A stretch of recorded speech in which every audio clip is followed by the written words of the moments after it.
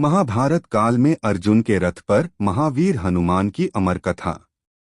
जब जब धर्म की हानि होती है और अधर्म अपना विस्तार करता है, तब तब ईश्वर किसी न किसी रूप में प्रकट होकर संसार का संतुलन बनाए रखते हैं। त्रेता युग में यह कार्य मर्यादा पुरुषोत्तम श्री राम ने किया और द्वापर युग में वही परम तत्व योगेश्वर श्री कृष्ण के रूप में अवतरित हुआ। परंतु जो भक्त त्रेता युग में राम के दास बने, वही द्वापर युग में भी धर्म की रक्षा के लिए उपस्थित रहे। ऐसे ही एक महान भक्त थे, पवनपुत्र श्री हनुमान। महाभारत का युद्ध केवल कौरवों और पांडवों का संग्राम नहीं था, अपितु यह युगों की शक्तियों का मिलन था। इसी युद्ध में एक अद्भुत प्रसंग घटित हुआ। अर्जुन के रथ पर हनुमान जी का विराजमान होना। अर्जुन का पराक्रम और गर्व। द्वापर युग में अर्जुन का नाम तीनों लोकों में गूंजता था। गांडीव धनुष, अक्षय तुनीर, दिव्य अस्त्र शस्त्र और स्वयं श्री कृष्ण का सारथी होना, इन सब के कारण अर्जुन स्वयं को अजेय मानने लगा था। यद्यपि वह धर्मात्मा था, किंतु मन के किसी कोने में वीरता का गर्व पनपने लगा था।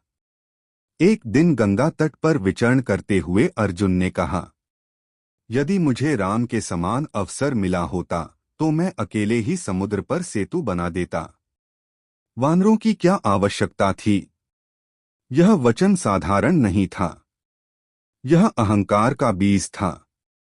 श्री कृष्ण की लीला। श्री कृष्ण सब जानते थे। वे मुस्कराए और बोले, पार्थ, बल का परीक्षण होना आवश्यक है। बिना विनय के वीरता अधूरी है।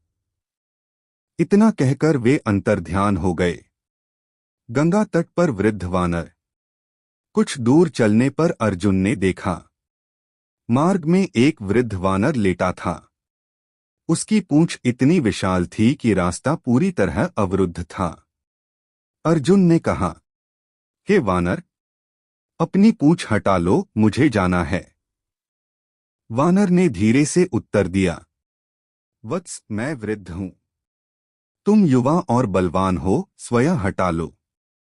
अर्जुन का क्षत्रिय स्वाभिमान जाग उठा। अर्जुन का असफल प्रयास। अर्जुन ने पहले हाथों से पूंछ हटाने का प्रयास किया, फिर पूरा बल लगाया, फिर गांडीव उठाया, यहां तक कि दिव्य अस्त्रों का स्मरण किया, परंतु वह पूंछ अचल पर्वत की भांति स्थिर रही। अर्जुन का मस्तक लज्जा से झुक गया। हनुमान जी का प्राकट्य। तभी वह वृद्ध वानर आकाश को छूता हुआ विशाल रूप धारण करने लगा। संपूर्ण दिशाएं गूंज उठीं। जय श्री राम। वह कोई और नहीं, लंका दहन करने वाले राम के परम भक्त महावीर हनुमान थे। अर्जुन दंडवत हो गया। अर्जुन की क्षमा याचना। अर्जुन बोला, हे पवननंदन, मैंने अज्ञानवश अहंकार किया, मुझे क्षमा करें। हनुमान जी बोले, वत्स, अहंकार हर युग में वीरों की परीक्षा लेता है। तुमने विनय सीख ली, यही पर्याप्त है। श्री कृष्ण का आगमन। तभी श्री कृष्ण प्रकट हुए। उन्होंने हनुमान जी से कहा, हे महावीर, यदि आप अर्जुन के रथ की ध्वजा पर विराजमान हो तो यह युद्ध धर्म की विजय बनेगा। हनुमान जी बोले, मैं युद्ध नहीं करूंगा, परंतु धर्म की रक्षा हेतु अपनी उपस्थिति दूंगा। ध्वजा पर हनुमान। कुरुक्षेत्र में अर्जुन का रथ सबसे अद्भुत था। उसकी ध्वजा पर हनुमान जी विराजमान थे। युद्ध प्रारंभ होते ही उनकी गर्जना होती, जय श्री राम। उस गर्जना से कौरव सेना का हृदय कांप उठता। भीषण युद्ध और रथ की रक्षा। भीष्म, द्रोण, कर्ण जैसे महारथियों ने अर्जुन पर असंख्य अस्त्र छोड़े, परंतु अर्जुन का रथ अडिग रहा। कारण केवल एक था, हनुमान जी की दिव्य उपस्थिति। युद्ध का अंत और रहस्य।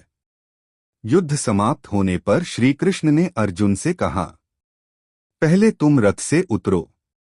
जैसे ही अर्जुन उतरा, रथ क्षण भर में भस्म हो गया। श्री कृष्ण बोले, हनुमान जी ने इसे संभाले रखा था। कथा का शाश्वत संदेश। भक्ति बल से महान होती है। अहंकार का अंत विनय से होता है। राम और कृष्ण एक ही ब्रह्मा तत्व हैं। हनुमान हर युग में धर्म रक्षक हैं। समापन। यह कथा हमें सिखाती है कि चाहे मनुष्य कितना ही पराक्रमी क्यों न हो, भक्ति और विनय के बिना वह अधूरा है। जहां अर्जुन का धनुष था, वहीं हनुमान की भक्ति थी। और जहां ये दोनों मिले, वहां धर्म की विजय निश्चित हुई। यदि आपको महाभारत काल में अर्जुन के रथ पर विराजमान महावीर हनुमान जी की यह अद्भुत पौराणिक कथा पसंद आई हो, तो कृपया हमारे चैनल को सब्सक्राइब करें। ऐसी ही धर्म, भक्ति और इतिहास से जुड़ी प्राचीन कथाएं सुनने के लिए बेल आइकन अवश्य दबाएं। जय श्री राम।